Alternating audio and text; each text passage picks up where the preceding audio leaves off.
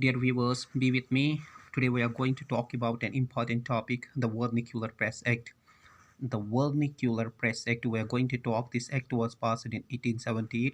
This act was passed by Lord Lytton, who was the Viceroy of India from 1876 to 80. When we are going to define this act, the act which curtail the freedom of Indian press. The act which curtail the freedom of Indian press is called vernacular. This vernacular press act. What does it mean?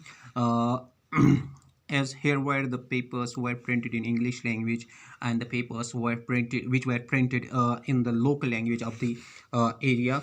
He just put the ban. There wasn't any ban on the papers which were to be printed in the English, and the vernacular paper, the native papers of the India, they were asked not to print anything.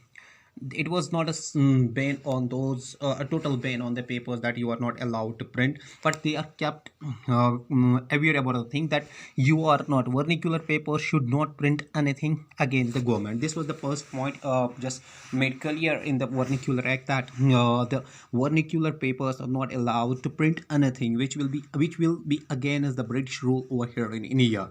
Whether they might be, as British rule over here was very much bad, and if we talk about the economic policies of those, political policies of those, and social policies altogether, they were not good for the India. Although they were not allowed to speak against those policies, although they were bad, but they were not allowed. They were asked that you don't have to print anything against the British rule over here. And second thing, when you are going to publish a paper, you have to submit a proof of it to the censor, who was censor, who just check the contents of the paper.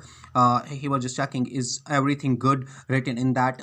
Before publishing a paper, the publisher was asked to just put as a proof of a copy to the censor. I told you censor, he was a sort of person who check whether the contents of the paper are good and or bad. What happened, actually there was the Russia, there were the Germany, who were the superpowers, who were also having the imperialist design. They were trying to expand their territories, and they were the enemies of the England. Though Lord Lytton didn't want any message, important news or important message should go out of India, though he, and it was only possible, he thought that this, if this will be done, this will be done by the vernacular papers. So he put a ban on them that you should not speak against.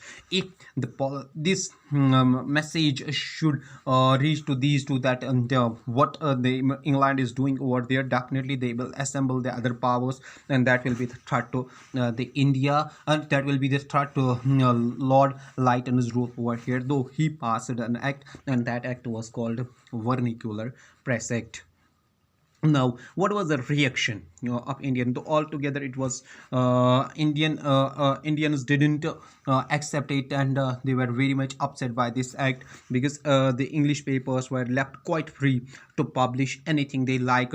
But there was a ban. If that might be the ban on English papers also, then it was good, but the ban was only on the vernacular papers, the papers which were printed in the vernacular language. So this was not taken positively by the print on this publishers over here. They just spoke against it. Now I will make it clear whenever you are going to make a note. Firstly, vernacular you have to define. Then after that, history, there were the two big powers who were having the imperialist design. They were spreading their power was spreading leaps and bounds, and such a thing was naturally seen with a great concern by the men of empire. And this was a sort of concern, this was a sort of threat in the mind of the Lord Lytton, that he wanted that there should not a single important news should go out of the India. So he passed a vernacular act, and the act was passed in 1878. Let me make clear, act passed here. He was a viceroy. Germany and Russia were the superpowers. This was a sort of concern for England.